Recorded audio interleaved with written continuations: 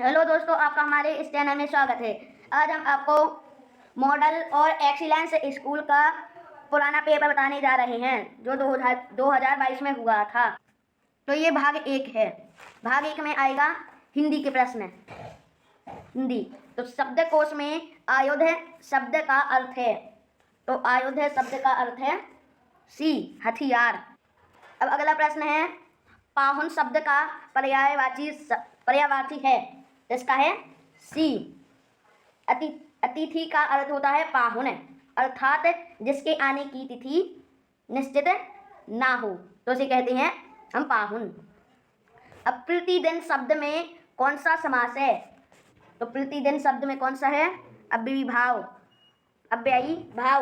जहाँ प्रथम पद या पूर्व पद प्रधान हो तथा समस्त पद क्रिया विशेषण हो उसे अव्ययी भाव समास कहते हैं। जिसका भी अव्ययी भाव।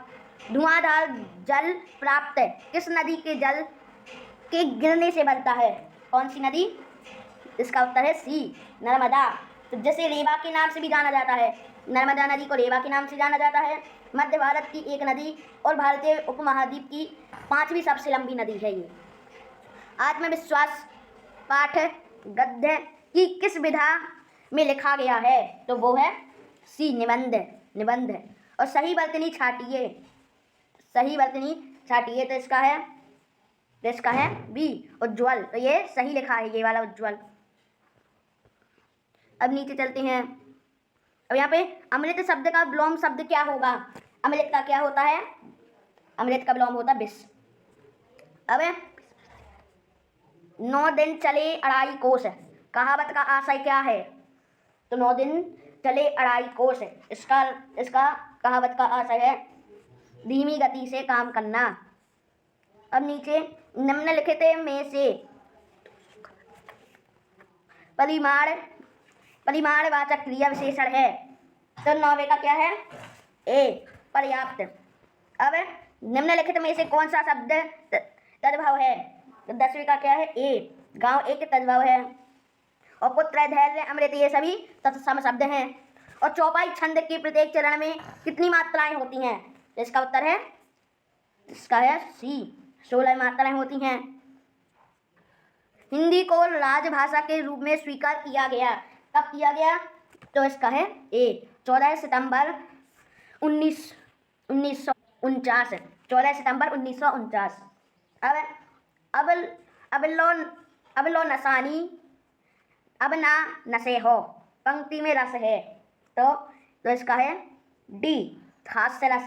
किसी व्यक्ति या वस्तु की असाधारण वेशभूषा, आकृति या वाणी या चेष्टा आदि को देखकर हृदय में जो आनंद आता है उसे हास्य रस कहते हैं और उसे हास कहते हैं।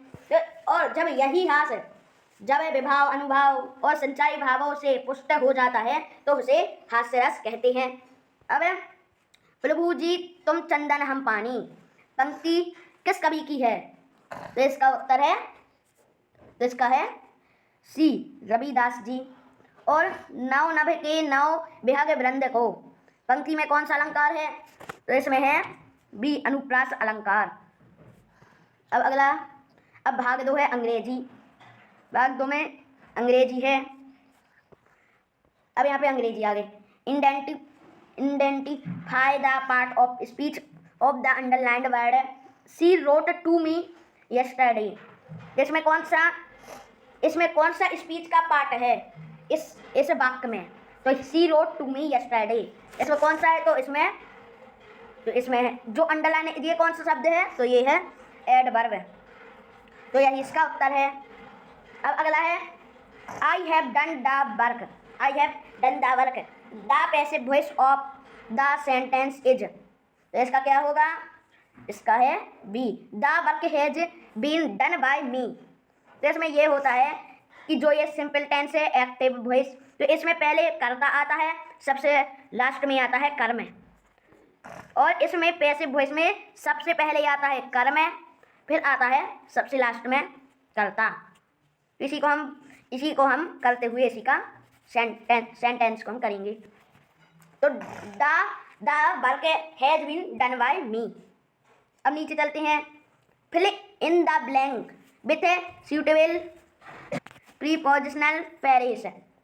Blank dogs when you enter a stranger's place. तो यहाँ पर इसमें हम भरेंगे behaviour of dogs when you enter a stranger's place. He prefers coffee blank tea. तो यहाँ पे हम क्या भरेंगे, नेक्स्ट वे का है, यहाँ पर हम लिखेंगे टू। तो he prefers coffee to tea. अब हम नीचे चलते हैं। अगला प्रश्न क्या है, the antonym of often is. तो इसका क्या है, तो इसका होगा सी सेल्डम। तो इसके कई ऑप्शन के कई हैं, जैसे लिटिल, रेली, सेल्डम। तो इसमें सेल्डम है, तो इसी को हम सही कर देंगे। ही इज ब्लैंक है MBA। तो इसमें हम लगाएंगे BN, इसलिए क्योंकि हम जब इसका उच्चारण करते हैं तो यहाँ से आता है M B और A, MBA। तो यहाँ पे देखिए सबसे पहला शब्द क्या है, बूबल। तो यहाँ पे क्या लगेगा, N। हमें इसका हिंदी उच्चारण करना है, हमें इसका उच्चारण करना है। यदि ये हिंदी में स्वर आ रहा है तो हमें एन लगाना है, अगर ये व्यंजन आ रहा है तो हमें ए लगाना है, और यदि कोई प्रसिद्ध चीज़ है तो हम दा लगाएंगे। अब अगला है द बैड बरी is a pronounced S, the bad बरी। तो इसमें हम क्या लगाएंगे, बी, वरी, बरी। और किसको हम इसके जैसा पढ़ेंगे, बरी। अब अगला प्रश्न है, gardening is the best hobby, the underline word is. तो ये गार्डनिंग कौन सा शब्द है, तो इसका उत्तर है ए, गैरंड। तो ये gerund is a non finite verb form that work as a noun in several language. अब अगला प्रश्न है, write a synonym of native. तो इसका हमें सोनोनेम निकालना है कि इसका सोनोनेम क्या है। तो इसके बहुत सारे सोनोनेम्स होते हैं, जैसे कि एंडेमिक है, तो और तो इसका उत्तर है ए, इंडिजेनियस। और इसका डोमेस्टिक भी होता है। ए ब्लैंक ऑफ शिप, तो इसमें हमें निकालना है कि इसके बहुत सारी शिप्स हैं, बहुत सारी जहाज रखी हैं, तो हम उसको क्या पढ़ेंगे। तो इसमें हम भरेंगे B, a fleet of ships. अगर बहुत सारी जहाज़ें हैं तो उसको हम बोलेंगे ए फ्लीट ऑफ शिप्स। अब अगला है when did Kanha Kisli park came into expanse. तो यहाँ पे हम लिखेंगे ए, 1962। अब अगला प्रश्न है, the silent letter in the word knelt is. Knelt में क्या है, इसमें है के। इसमें हम के का उच्चारण नहीं कर रहे, इसलिए ये साइलेंट है। अब अगला है, आइडेंटिफाई द करेक्ट स्पेलिंग। इनमें से कौन सही स्पेलिंग है, तो इसमें है ए, एकोमोडेट। अब choose the alternative and fill in the blanks. No sooner did the boy see the cobra blank he ran away. तो यहाँ पे हम क्या भरेंगे, इसमें हम भरेंगे बी। यहाँ पे हम भरेंगे than no sooner did the boy see the cobra than he ran away. अब है रस्टल मीन्स। तो इसमें से रस्टल मीन्स क्या है, तो इसका है to like sound like leaps है मूविंग टुगेदर ए। अब अगला है, अब आ गया है भाग 3, क्या है, पर्यावरण। अब हम इसके प्रश्नों को करती हैं। तो पदार्थों के विघटित होकर खाद्य में परिवर्तित होने की प्रक्रिया है, तो प्रक्रिया क्या है, इसका है डी, कंपोस्टिंग। अब संकटापन वन्य जंतु है, तो इसका है सी, सुनहरी बिल्ली। तो ये बिल्ली सुनहरी बिल्ली, इसको कहते हैं गोल्डन कैट। का वैज्ञानिक नाम क्या है, कैटोपोमा टेमिनकी है। इसे रेड लिस्ट में निकट संकटग्रस्त के रूप में सूचीबद्ध किया गया है। यह बिल्ली उत्तर पूर्वी भारत, इंडोनेशिया तथा पूर्वी नेपाल में ये पाई जाती है। अब अगला है, नीली क्रांति का संबंध है। तो नीली क्रांति का संबंध है मछली उत्पादन से। तो मछली का उत्पादन बढ़ाने और मत्स्य पालन से जुड़े किसानों की आय में बढ़ोतरी के लिए नीली क्रांति की शुरुआत हुई है। देश में मछली उत्पादन बढ़ाने के लिए केंद्र सरकार ने 1985 से 1990 के बीच 7वीं पंचवर्षीय योजना में फिश फार्मर्स डेवलपमेंट एजेंसी बनाई। इस पहल के जरिए मरीन फिशरीज प्रोग्राम शुरू किया था, जिससे मछली पालन को बढ़ावा मिले। इसके तहत मत्स्य पालन के लिए नई तकनीक उपलब्ध कराई। नतीजा मछली उत्पादन में तेजी से आने लगी। मछली को कनेक्शन समुद्र और नदियों से होता है, इसलिए इसे नीली क्रांति नाम दे दिया। अब निम्नलिखित में से किसका उपयोग पॉलीथीन के संश्लेषण से किया जाता है? जिसका क्या है? बी एथीन। अब अगला प्रश्न है मध्य प्रदेश राज्य का वन क्षेत्रफल में पूरे देश का कौन सा स्थान है? जिसका है पहला। तो इसका है फॉरेस्ट सर्वे ऑफ इंडिया की वर्ष 2021 की रिपोर्ट के अनुसार देश में राज्यों में सर्वाधिक वन क्षेत्र मध्य प्रदेश में 77,493 वर्ग किलोमीटर है, जो कुल भौगोलिक क्षेत्र का 25.14% है। अब PCRA का पूरा नाम है, तो क्या है? PCRA। इसका क्या है? इसका है ए पेट्रोलियम संरक्षण अनुसंधान संघ। अब अगला है वह ऊर्जा स्रोत जो न्यूनतम प्रदूषण फैलाता है, तो वह कौन सा है? तो CNG का पूर्ण रूप क्या है? कंप्रेस्ड नेचुरल गैस, मतलब संपीड़ित प्राकृतिक गैस है। यह पेट्रोल डीजल की तुलना में कम प्रदूषण फैलाती है। CNG में हाइड्रोकार्बन 70% और नाइट्रोजन ऑक्साइड 85% मौजूद होता है। इसका इस्तेमाल करना पर्यावरण हितैषी, मतलब इको फ्रेंडली माना जाता है। अब ओजोन दिवस कब मनाया जाता है? तो ओजोन दिवस कब मनाया जाता है? इसको मनाया जाता है 16 सितंबर को। अब अगला है पादपों और जंतुओं के मृत शरीर को ह्यूमस में परिवर्तन करने वाले सूक्ष्म जीव क्या कहलाते हैं? तो वे क्या कहलाते हैं? बी प्राथमिक उपभोक्ता और अपशिष्ट जल उपचार का सह उत्पाद है, जिसका क्या है? ए और बी दोनों, आपंक और बायोगैस दोनों। अब ओजोन के बारे में निम्नलिखित में से कौन सा कथन सत्य है? तो 41वें का क्या है? बी। यह पराबैंगनी किरणों को अवशोषित कर लेती है। तो ओजोन परत पृथ्वी के समताप मंडल स्ट्रेटोस्फीयर के ऊपरी भाग में 10 किलोमीटर से 50 किलोमीटर की दूरी तक पाई जाती है। ये सूर्य की अल्ट्रावायलेट किरणों, मतलब पराबैंगनी किरणों को पृथ्वी तक आने से रोकती है। अब अगला है पर्यावरण को स्वच्छ रखने में 5R सिद्धांत में कौन सा शब्द शामिल नहीं है? तो कौन सा नहीं है? तो इसका उत्तर है बी रिनोवेट। तो 5R में कौन सा शब्द नहीं है? रेनोवेट। तो 5R कौन कौन से हैं? तो 5R सिद्धांत 5 अपशिष्ट प्रबंधन क्रिया को संदर्भित करता है, जो उपयोग कम करिए, मतलब रिड्यूस, पुनः उपयोग करिए, रीयूज, पुनः चक्रित करिए, रिसाइकल, पुनः प्राप्त करिए, रिकवर और उपयोग न करना, रिफ्यूज के माध्यम से किया जाता है, जिसका उद्देश्य कचरे को कम करना और हमारे पर्यावरण को बचाना है। अब अगला है निम्नलिखित में से कौन सा मुर्गे की नस्ल से संबंधित है? तो कौन सा है? कड़कनाथ।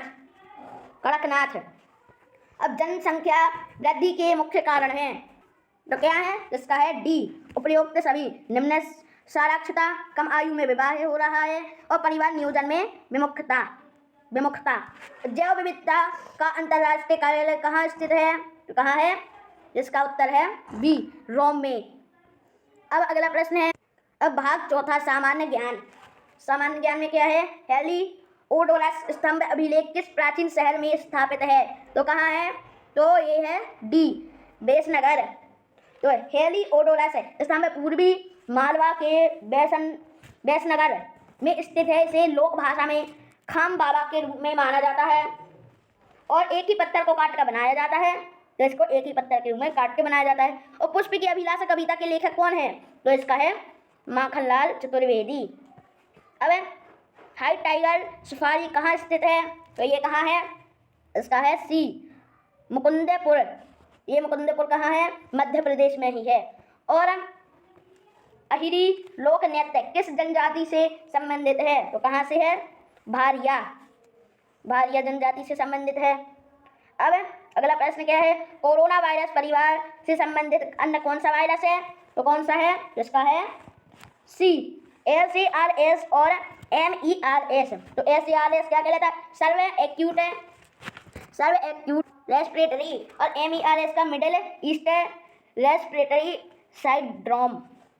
अब अगला है, भारत सरकार ने श्री निहाल चंद्र बिश्नोई को सम्मानित किया किससे? तो यहाँ पे है बी शौर्य चक्र से। अब तानसेन का वास्तविक नाम क्या था? क्या था तानसेन का? तो ए रामतनु पांडे। अब अंतर्राष्ट्रीय योग दिवस कब मनाया जाता है? तो अंतर्राष्ट्रीय कब मनाया जाता है? तो इसका उत्तर है, इसका है 21 जून। अब अगला है, किस शहर को सिटी ऑफ जॉय के नाम से जाना जाता है? तो इसका है ए मांडू। मांडू शहर को सिटी ऑफ जॉय के नाम से जाना जाता है। स्वच्छ भारत का इरादा गीत किसने लिखा था? तो इसका है स्वच्छ भारत का इरादा ए प्रसून जोशी ने लिखा था। अब अगला है, भारत के राष्ट्रीय सुरक्षा सलाहकार है कौन है? डी अजीत डोभाल। संविधान में कितनी भाषा को अधिसूचित किया गया है? तो इसका क्या है? सी 22। अब मालवा का लोक नृत्य कौन सा है? मालवा का लोक नृत्य क्या है? बी मटकी। अब अगला प्रश्न क्या है, महात्मा गांधी के राजनीतिक गुरु किन्हें कहा जाता है? तो किन्हें कहा जाता है? इसका है ए गोपाल कृष्ण गोखले। अब अगला है, किस राज्य में जटायु नेचर पार्क स्थित है? तो कहाँ है? तो ये है बी केरल में। अब भाग है, पांचवा आ गया विज्ञान का। सबसे पहले कौन सा प्रतिजैविक खोजा गया था? तो कौन सा? इसका है ए पेनिसिलिन। नरम धातुएं हैं, तो कौन कौन सी है नरम धातुएं? जो नरम धातुएं वे होती हैं जिन्हें चाकू इत्यादि से आसानी से काटा जाए, तो वे कौन है? सोडियम और पोटेशियम। और जंग का सूत्र क्या है? जंग का है, उसको इंग्लिश में क्या कहते हैं? रस्ट। जिसका सूत्र क्या है? ए Fe2O3XH2O। अब प्रथम भारतीय अंतरिक्ष उपग्रह है, तो कौन सा है? तो इसका है ए आर्यभट्ट। इसे इसरो ने बनाया था, जो भारत का इसरो है। राष्ट्रीय विज्ञान दिवस मनाया जाता है, कब मनाया जाता है? तो देखिए इसको कब मनाया जाता है? इसको मनाया जाता है 28 फरवरी को। और राष्ट्रीय विज्ञान दिवस का अर्थ होता है, तो भारत में विज्ञान दिवस कब मनाया जाता है? तो भारत में कब मनाया जाता है? 28 फरवरी को। और बैरोमीटर का आविष्कार किसने किया था? बैरोमीटर का आविष्कार टॉरिसेली ने किया था। सबसे लंबी कोशिका होती है, तो कौन सी होती है सबसे लंबी कोशिका? तो इसका है सी तंत्रिका कोशिका। इसमें ये मनुष्यों में सबसे लंबी कोशिका है, ये वाली तंत्रिका कोशिका। तारे टिमटिमाते हैं किसके कारण? इसका है बी अपवर्तन के कारण। अब अगला प्रश्न है, निम्नलिखित में से कौन सा एक विद्युत अपघट्य नहीं है? इसमें से कौन सा नहीं है? तो इसका है डी तेल।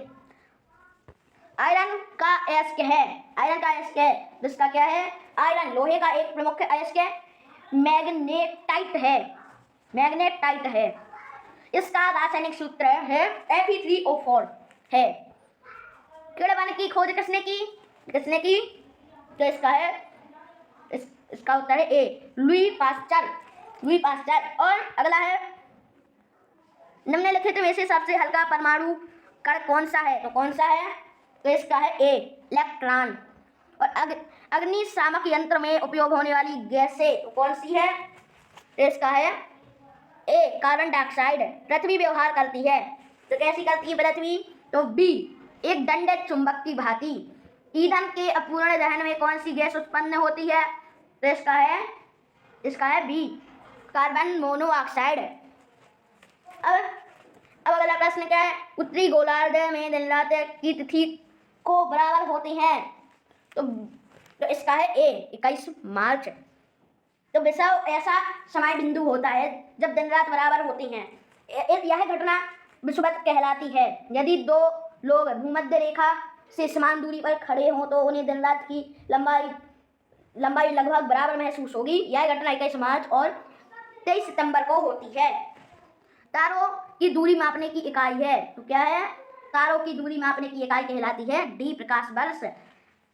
तो इसमें लंबी दूरियों को मापने के लिए इकाई है प्रकाश वर्ष। जब वह दूरी है तो एक वर्ष में प्रकाश के द्वारा तय की जाती है। अब निम्नलिखित में से कौन सा कथन सही है? तो इसका क्या है उत्तर बी, सामान्यतः धातुएं तन्य होती हैं। अब एक वस्तु के सभी रंगों, एक वस्तु प्रकाश के सभी रंगों को अवशोषित कर लेती है, तब उस वस्तु का क्या रंग होगा? तो उसका क्या होगा? सी, काला। अब दही में पाए जाने वाले सूक्ष्म जीव में से यह प्रमुख है। तो क्या है? दही में कई सूक्ष्म जीव होते हैं, इनमें से जीवाणु लैक्टोबैसिलस दही के निर्माण को बढ़ावा देता है। तो इसमें से कौन है? सी, लैक्टोबैसिलस जीवाणु। अब भाग छठवा आ गया है गणित का। अब देखिए 10,500 मूल्य की एक मशीन का 5% की दर से अवमूल्यन होता है, तो एक वर्ष बाद इसका मूल्य क्या होगा? तो इसका हम कैसे निकालेंगे? तो देखिए हम इसको कौन से सूत्र से, जैसे हम चक्रवृद्धि ब्याज लगाते हैं तो वैसे हम इसको करेंगे। तो इसको हम मान लेते हैं पी, मतलब प्रिंसिपल, ये हमारा हो गया मूलधन। 10,500 हमारा हो गया मूलधन, और 5% से अवमूल्यन, तो ये हमारा क्या हो गया? ये हमारी होगी दर, और ये एक वर्ष हो गया हमारा एन, मतलब टाइम। तो यहाँ पे हम सूत्र लिखेंगे। तो इसको हम सूत्र के हिसाब से क्या करेंगे? एक वर्ष बाद घटा मूल्य। तो इसका सूत्र क्या होता है? इसका साधन वो चक्रवृद्धि ब्याज का, तो इसका होता है पी गुणे 1 माइनस आर बटे 100 और एन, ये एन क्या है? पावर है। अब तो इसके हम सूत्र के ऊपर हम इसको लगाएंगे। तो ये किसका है? अमाउंट का, चक्रवृद्धि ब्याज के अमाउंट का ये सूत्र है। तो इसी प्रकार हम लगाएंगे। तो प्रिंसिपल क्या है? 10,000, क्या है? 10,500। 10,500 हमारा क्या हो गया? प्रिंसिपल, यहाँ पे हम लिख लेंगे 10,500 प्रिंसिपल, और गुणे, और कोष्टक में 1 माइनस 5/100, और ऊपर यहाँ पे हम 1 लगा देंगे, मतलब ये हो गया हमारी पावर 1। तो इसका हम हल करेंगे। तो हम इसको हल करेंगे तो 100 का गुणा 1 में कितनी बार? 100। 100 में से हम 5 घटा देंगे, कितना हुआ? तो इसका होगा 10,500 गुणे 95/100। अब हम क्या करेंगे? 2 शून्य से 2 शून्य काट देंगे और 105 का गुणा 95 में कर देंगे। तो इसका उत्तर क्या होगा? इसका उत्तर क्या होगा? गुणा करके देखोगी तो यहाँ पे आएगा 9975, मतलब 9,975 इसका उत्तर है। देखिए है ये हमारा सही उत्तर है, 9,975। निम्नलिखित में से कौन सा गुण पतंग का नहीं है? तो कौन सा नहीं है? तो इसमें से है डी, एक समांतर चतुर्भुज एक पतंग होता है, तो ये पतंग का गुण नहीं है। इसका हमें गुणनफल निकालना है। 2/3xy गुणे माइनस 9/10 x की पावर 2 और y की घात 2, इसका हमें निकालना है। तो हम लिखेंगे 2/3xy और xy गुणे माइनस 9/10 x की पावर 2 और y की पावर 2। तो इसको हमें क्या करना है? इसका हमें गुणनफल निकालना है। तो इसका गुणनफल क्या होगा? तो देखिए पहले हम 2 से 10 काट देंगे 5 बार, और 3 से 9 काट देंगे 3 बार। तो ये हमारा क्या हो गया? 3/5। एक बात आपको ध्यान रखनी है कि गुणा में घातें जुड़ जाती हैं और भाग में घातें घटती हैं, तो इसको हम वैसे ही करेंगे। तो इसमें से गुणा में घातें जुड़ जाएंगी, तो x से x की घात 2 और y से y की घात 2 जुड़ जाएंगी। तो क्या हो गया? x की घात 3 और y की घात 3। तो 3/5, क्योंकि यहाँ पे माइनस लगा है, माइनस प्लस क्या होता है? माइनस। तो माइनस 3/5 है, x की घात 3 और y की घात 3। तो इसमें देखिए कौन सा उत्तर है? तो ये है माइनस, तो ये है उत्तर इसका। एक समांतर चतुर्भुज का क्षेत्रफल 4,608 वर्ग सेंटीमीटर है। यदि इसका आधा 36 सेंटीमीटर हो तो ऊंचाई क्या होगी? तो इसका ऊंचाई क्या होगी? तो इसकी ऊंचाई हम सीधे निकाल सकते हैं। तो आधार क्या है? रुको पहले हम निकालेंगे किसका। तो इसका वो क्या है? क्षेत्रफल क्या है? 4,608 और बट्टे हम कर लेंगे 36। तो इसका जो भाग आएगा तो ये हमारा उत्तर हो जाएगा क्या है? 128। 128 हमारा क्या आ रहा भाग? आप करके भी देख सकते हैं, 128 आएगा। तो 128 हमारे इसमें लगा देंगे। अब किसी चतुर्भुज के कोणों का अनुपात 1:2:3:4 है, तो उन कोणों की माप क्या होगी? तो हमने माना कि उन कोणों की वे कोण कितने होंगे? 1 से धन 2, 1 से धन 3, 1 से धन 4x और चतुर्भुज के कोणों का योग क्या होता है 360 डिग्री हमने माना। तो इनको हम जोड़ देंगे, इन सभी को क्या हुआ 10x है बराबर 360 है, क्योंकि 4 3 7 है, 7 2 9 और 9 1 10। अब देखिए अब x बराबर क्या होगा, x बराबर हो जाएगा 360 बटे 10, एक शून्य से एक शून्य, x बराबर क्या आ जाएगा 36, 36 अंश है। अभी ये तन नहीं आया, अभी तो सिर्फ कोण एक का मान आया, x का मान आया। अब हम दूसरे कोण का मान, तो इसका हम देखिए दूसरा कोण क्या है 2x है, दूसरा कोण क्या था 2x, तो हम इसका गुणा कर देंगे 36 बटे 2 कितने हुए, तो 2x बराबर 72।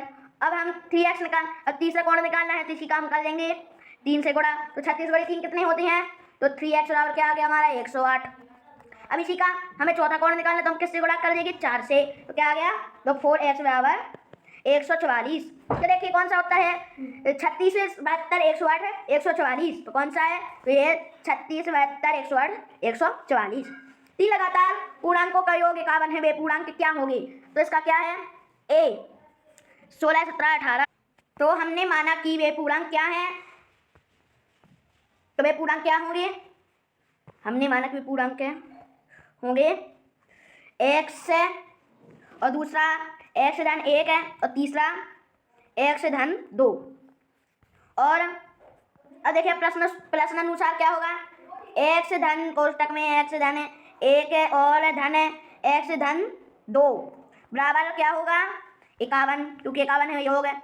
अब हम क्या करेंगे, इनका योग क्या होगा 3x है, 3x है धन 3, क्योंकि देखिए 2 और 1 3 है और x क्या होगा 3x है और बराबर 51। अब देखिए अब ये प्लस क्या है, तो यहाँ पे जाएंगे ऋण में मतलब माइनस में, हम क्या करेंगे 3x बराबर 51 में से हम 3 घटा देंगे, तो देखिए 3x बराबर क्या आ गया 48। तो x बराबर क्या आएगा, तो x बराबर 48 बटे 3 भाग दे देंगे 16 बार, x बराबर क्या आ गया 16 है। अब x धन 1 क्या आ गया 16 है धन 1 बराबर 17 है और अगली है 16 धन 2 बराबर 18 है। तो ये आ गया इसका उत्तर, देखते हैं। तो ये देखिए यहाँ पे है उत्तर, तो 16 17 और 18 है। अब देखिए दूसरा प्रश्न क्या है, निम्नलिखित में से कौन सी संख्या पूर्ण घन नहीं है, तो कौन सी नहीं है, तो हमें ये निकालना है। तो देखिए आप इसको ध्यान से देखिए कि ये देखिए ये 130 क्या है, ये 11 का घन है और ये भी 300, ये भी किसी का घन है और ये भी किसी का घन है, तो ये है। तो देखिए ये 2197 है 13 का घनमूल और ये 1331 किसका घनमूल है, किसका घन है, तो 11 का घन है। और 343 का क्या है घनमूल 7 है, तो इसमें से कौन सा है 529 है। अब इसका वर्गमूल ज्ञात करना है, इसका वर्गमूल है। देखिए हम इसको कैसे करेंगे, तो पहले तो ये मिश्र भिन्न में है, तो हम किस में बदल लेंगे इसको अनुचित भिन्न में। तो चलिए तो हम इसको बदलते हैं। तो संख्या क्या है, संख्या है 4 सही 29 बटे 49। अब देखिए 49 का गुणा हमने किस में किया, 49 का गुणा हम करेंगे 4 में, तो हम इसको कैसे करेंगे 49 का गुणा 4 में कितना हुआ 49 का गुणा 4 में, तो 196 में हम जोड़ देंगे 29 है, तो कितना हुआ 225 बटे 49। 225 किसका है, तो 225 का घन वर्गमूल है 15 है और 49 का क्या है 7, तो इसका उत्तर है 15 बटे 7। देखते हैं उत्तर में, तो ये देखिए है 15 बटे 7 ए में। यदि 3m माइनस 3 घात में क्या है m धन 1 गुणे -3 और 5 घात बराबर -3 घात 7 है, तो m का मान क्या होगा, तो इसका हम कैसे निकालेंगे, तो देखिए -3 घात क्या है m धन 1 गुणे -3 की घात 5 बराबर -3 घात 7। तो हम इसको कैसे करेंगे, पहले तो हम इनका गुणा कर लेते हैं इन दोनों का, जिसका क्या आएगा गुणनफल -3, गुणा में घातें जुड़ जाती हैं, इसलिए m-6 बराबर -3 की घात 7। अब हम क्या करेंगे, अब देखिए -3 से ये -3 कट गए तो m-6 बराबर 7। तो देखिए अब क्या करेंगे हम, तो m बराबर क्या आएगा, ये प्लस के पीछे माइनस के हो जाएंगे 6, तो m बराबर 1। इसको हम घटा देंगे तो m बराबर क्या आ जाएगा 1। अब देखिए तो 1 है क्या उत्तर, तो देखिए ये है m का क्या है 1, तो m बराबर क्या हो गया 1। अब देखिए अगला प्रश्न क्या है कि यहाँ पे 5 अंडर रूट में 27 का घातांक की रूप क्या है, तो इसको हम कैसे निकालेंगे, तो 5 यहाँ पे रूट 27 क्या हो गया, यहाँ पे क्या हो गया बराबर 27 1/5, 27 और घात में क्या है 1/5, मतलब कि हमें इसको हमें ऐसी संख्या निकालनी पड़ेगी कि उसका 5 बार गुणा करने से उसका उत्तर 27 हो, तो क्या होगा इसका, तो उसको हम निकालेंगे। तो देखिए इसका उत्तर होगा 3 और 3/5, 3 की घात 3/5 इसका उत्तर होगा। अब अगला है कि यदि दो संख्याओं में एक जोड़ा जाए तो उनका अनुपात 1:2 होता है। यदि दोनों में से 5 घटा दिया जाए तो यह अनुपात 5:11 हो जाता है। दोनों संख्या क्या होगी, तो देखिए तो यहाँ पे हम इसका हल करते हैं। तो प्रश्न में क्या था कि यदि उन संख्याओं में एक जोड़ा जाए, x माना और y माना कि दोनों संख्या क्या है x और y, तो उन दोनों में एक जोड़ा जाए तो अनुपात क्या आता है 1:2। और तो इसको हम कैसे करेंगे, तो देखिए तो इनमें ये बराबर में है तो इसका गुणा हम इसमें कर दें, तो इसका गुणा हम इसमें कर देंगे और इसका गुणा इसमें क्रॉस मल्टीप्लाई कर देंगे, तो हम इसका गुणा इसमें, तो 2x धन 1 बराबर है y धन 1। क्योंकि यहाँ पे 1 है इसलिए यहाँ पे हम गुणा का चिन्ह नहीं लगाएंगे। तो इसी का अगर किसी का 1 से होता गुणनफल तो उसका तो वही संख्या आती, इसलिए हम इसमें हम गुणा 1 नहीं लिखेंगे। अब देखिए हम इसका गुणा करेंगे तो इसका गुणा इसमें, इसका गुणा इसमें, तो 2x धन 2 बराबर y धन 1। अब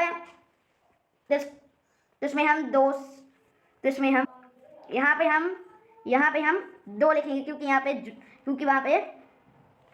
यहाँ पर जो संख्या जुड़ रही है तो वो 1/2 होगा, इसलिए हम यहाँ पे 1 की जगह यहाँ पे 2 लिखेंगे। तो देखिए हम गुणा करेंगे तो यहाँ पे भी आएंगे 2 क्योंकि ऊपर वाली संख्या छोटी और नीचे वाली बड़ी है, ये देखिए यहाँ पे देखिए, इसलिए हम इसमें x धन 1 और y धन 2 करेंगे। अब हम करेंगे कि इसमें हम 2x धन 2 बराबर y धन 2, अब हम +2 से +2 को काट देंगे, 2x बराबर y आ गया।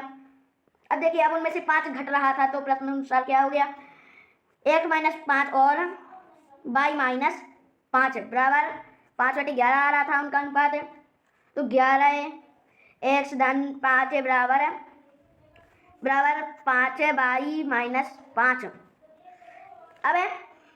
अब 11x इसका गुणा इसमें, 11 का गुणा इसमें, 11 का गुणा इसमें, तो -55 बराबर 5y यहाँ पे 5 लिखा था तो यहाँ पे 5y ये उत्तर इसलिए आ रहा है क्योंकि हमने इसका गुणा इसमें और इसका गुणा इसमें क्रॉस गुणा किया है, इसलिए इसका उत्तर ऐसा आएगा। यहाँ पे 5 और यहाँ पे क्या था y बस था तो y धन 5, यहाँ पे 5y और इसका गुणा इसमें, तो क्या हुआ 25 है, 5y - 25 है। अब देखिए अब यहाँ पे ये वाला उत्तर आ गया। अब हम कहेंगे कि अब हम y को इकट्ठा कर लेंगे और संख्याओं को, तो x से ये प्लस के हैं तो यहाँ पे माइनस की चले जाएंगे, तो 5y बराबर है ये 55 में से 25 ये माइनस के हैं तो इनमें से ये घट जाएंगे, तो 55 माइनस के तो यहाँ पे प्लस के हो जाएंगे, 55 में से 25 घट जाएंगे तो कितना हुआ 0, 5 में से 2 गए 3, तो 11x - 5y बराबर 30। अब देखिए समीकरण 1 और 2 में हल करके हम पाते हैं कि x बराबर 30 है, x बराबर 30 है और y बराबर 60 है। ये इसलिए आ रहा है क्योंकि ऊपर क्या था, 2x बराबर y था, 2x बराबर y, मतलब कि x का 2 गुना y होगा। तो x क्या था 30, तो 30 का 2 गुना y तो 60। तो फिर तो क्या है इसका उत्तर C। तो इसको आपको अच्छे से समझना होगा। अरे दिए गए चित्र का मान क्या होगा, यदि एल एम क्या, तो दिए गए चित्र में x का मान क्या होगा। तो हम क्या करेंगे, तो देखिए ये रेखा कितने अंश की है, 180 अंश की है। तो ये कोण कितना है 100 का, तो ये कोण कितना होगा, इस तरफ का कोण कितने अंश का होगा, इसका होगा 80 अंश का। और देखिए ये 100 का है तो ये कितने का होगा, 100 का। तो यहाँ पे क्या होगा, ये 80 होगा, तो क्या होगा इसका उत्तर 80। तो x क्या होगा 80। तो देखिए दोस्तों यहाँ पे 80 तो दिया नहीं गया है, तो देखिए यहाँ पे, तो यहाँ पे ये प्रश्न गलत होगा, यहाँ पे होगा 110। तो देखिए यहाँ पे 110 है, तो यहाँ पे कितना आ गया है 70 डिग्री। तो यहाँ पे भी 70 डिग्री आ जाएगा, तो इसका सही उत्तर है 70। अब देखिए अब अगला प्रश्न क्या है, एक व्यक्ति के वेतन में 10% की वृद्धि होता है, उसका नया वेतन है 1,54,000 है, तो उसका मूल वेतन क्या था। तो इसका उत्तर हम कैसे करेंगे, तो उसका मूल वेतन क्या होगा, तो देखिए उसका पुराना वेतन क्या था। तो देखिए मूल वेतन क्या होगा, पहले देखते हैं नया वेतन क्या है। तो नया वेतन क्या हो गया उसका एक, तो उसका ये है उसका, देखिए तो उसका देखिए नया वेतन क्या है, 1,000 सैकड़ा हज़ार 10 लाख, 1,54,000 उसका क्या है नया वेतन है। तो देखिए हम पुराना वेतन निकालने के लिए क्या करेंगे, 100 बटे हम क्या कर देंगे, तो देखिए यहाँ पे देखिए हम क्या करेंगे, देखो 10% की वृद्धि होती, पुराना वेतन 100%, तो नया वेतन होगा 110। तो हम निकालने के लिए कर देंगे, तो तो हम 110 से काट देंगे इस 1,54,000 को, तो 1,1400 आ जाएगा, 1,400 इसका गुणा इसमें कर देंगे, 1 4 1 2 3 4, 1,000 सैकड़ा हज़ार 10 लाख, 1,40,000 उसका क्या था पुराना वेतन। ये इसका सही उत्तर है। निम्नलिखित में से कौन सी जोड़ी पाइथागोरस त्रिक नहीं है, तो कौन सी नहीं है, इसमें पाइथागोरस त्रिक नहीं है। तो देखिए तो इसमें हम करेंगे, तो इसमें से कौन सी है, तो ये देखिए आप देख सकते हैं कि यहाँ पे 3 4 5 है, उसको आप इस प्रकार लगा सकते हैं। देखिए एम का वर्ग है, एम का वर्ग है धन अगली संख्या का वर्ग है, बराबर होना चाहिए। तो पहले हम ये बताते हैं कि पाइथागोरस ट्रिक क्या है। तो उसका 2m और दूसरी संख्या होगी m का वर्ग -1 और तीसरी संख्या क्या होगी m का वर्ग धन 1। तो ये आपको हमेशा ध्यान रखना कि ये एक क्या है, पाइथागोरस ट्रिक है। तो इसी के आपसे ले लगाना है, तो इसका है a। जिसको हम लगा के भी देखें, हम इसको लगा के देखें, तो देखिए तो हम कैसे लगाएंगे। और इसमें ये भी पूछा जाए कि पाइथागोरस ट्रिक नहीं है, तो इसमें से ये नहीं है, क्योंकि ये देखिए 3 का 2n तो क्या होगा 3 गुणे 2 क्या होता 6, और 3 का वर्ग -1, 3 का वर्ग क्या होता 9, 9 में से 1 गया तो 8, और यहाँ पे m का वर्ग धन 1, तो m मतलब 3 का वर्ग 9, 3 का वर्ग 9 और धन 1 तो क्या होगा 10, तो 6 8 10। तो इस प्रकार हम इसका पाइथागोरस ट्रिक निकाल सकते हैं। लेकिन यदि हमें ये जांचना हो कि ये पाइथागोरस ट्रिक है या नहीं, तो हम कैसे निकालेंगे, p का वर्ग बराबर m का वर्ग धन और n का वर्ग। तो चलो तो हम उसको चेक करके देखते हैं। तो 3 का वर्ग बराबर 4 का वर्ग धन 5 का वर्ग। तो देखिए 3 का वर्ग क्या हो गया, तो देखिए ऐसा हो गया, तो 5 का वर्ग 25 है, और 4 का वर्ग 16 है, और धन 3 का वर्ग 9, और 16 9 25 बराबर 25 हो गया। तो इसका उत्तर क्या है ए। तो जब आप इसको हल करके देखेंगे तो यहाँ पे ये वाला नहीं, इसका उत्तर ये वाला होगा, क्योंकि देखिए तो 6 का वर्ग 36 बराबर 5 का वर्ग 25 और 4 का वर्ग 16 है, तो 5 6 11, 1 कैरी और 2 1 3 और 1 4, 41 इसका उत्तर है। तो ये देखिए 41 है, तो ये देखिए दोनों बराबर नहीं है, तो इसका उत्तर बी है। तो 15 वर्ष बाद रवि की आयु उसकी वर्तमान आयु के 4 गुनी हो जाएगी। तो रवि की वर्तमान आयु क्या है, तो माना कि रवि की आयु कितनी है x है, तो वर्तमान आयु क्या है x है, तो x है, और देखिए तो यहाँ पे x धन 15, जब वो 15 आयु और बढ़ जाती है उसकी, तो वहाँ पे कितनी हो जाती है 4x, उसकी वर्तमान आयु के 4 गुना। तो यहाँ पे देखिए अब देखिए 4x में से x घट जाएंगे तो 3x, 3x बराबर 15 और x बराबर क्या हो गया 15/3 क्या हो गया 5। इसका उत्तर क्या है 5 वर्ष उसकी वर्तमान आयु है। एक सिलाई मशीन का अंकित मूल्य 2550 है, इस पर 6% बट्टा मिलता है तो विक्रय मूल्य ज्ञात कीजिए। अंकित मूल्य 2550 है, 6% का बट्टा तो 100 माइनस 6 और बटे 100, तो पहले घटा देंगे हम तो 2550 गुणे क्या है 94/100। एक शून्य से हम एक शून्य काट देंगे, एक शून्य से एक शून्य। अब हम 255 का गुणा 94 में कर देंगे, 255 का गुणा 94 में कर देंगे तो कितना आया 23,970 और बटे 10। एक शून्य से एक शून्य काट देंगे तो देखिए कितना उत्तर आया 2397।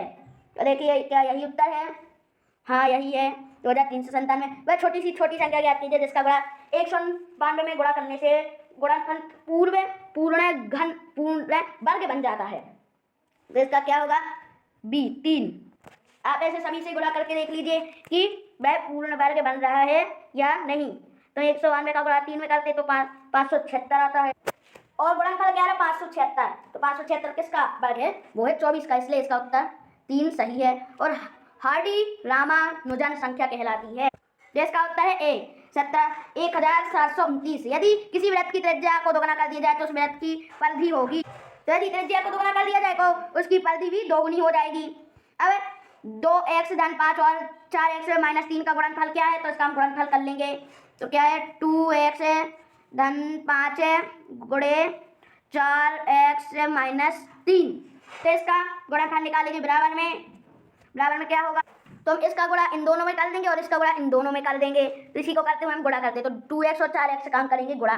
देखो गुणा करने में घातें जुड़ जाती हैं, इसलिए 8x की घात 2 x घात 2 और माइनस, क्योंकि यहाँ पे माइनस का चिन्ह लगा और 2 का गुणा फिर हम कर देंगे 3 में, तो यहाँ पे आ गया 6x। 2x का गुणा माइनस 3 में तो माइनस 6x है और धन 5 का गुणा 4x में कर दो तो कितना आया 20x है और 5 का गुणा अब 3 में कर दो तो कितना, तो इसका क्या आ गया -15। अब देखो अब हम इसको हल करते हैं तो देखिए तो यहाँ पे x 8x की घात 2 ही रहेगा और यहाँ पे 20x में से 6x घट जाएंगे तो कितने हो जाएंगे 14x और यहाँ पे धन का चिन्ह लग जाएगा 14x और -15। तो यही हमारा उत्तर है। देखिए कहाँ है, ये है 8x की घात 2 14x -15। देखिए हमारा पूरा पेपर हो चुका है और यदि आपको हमारी वीडियो अच्छी लगी तो इस चैनल को सब्सक्राइब करना और इस वीडियो को लाइक करना। Thanks for watching this video.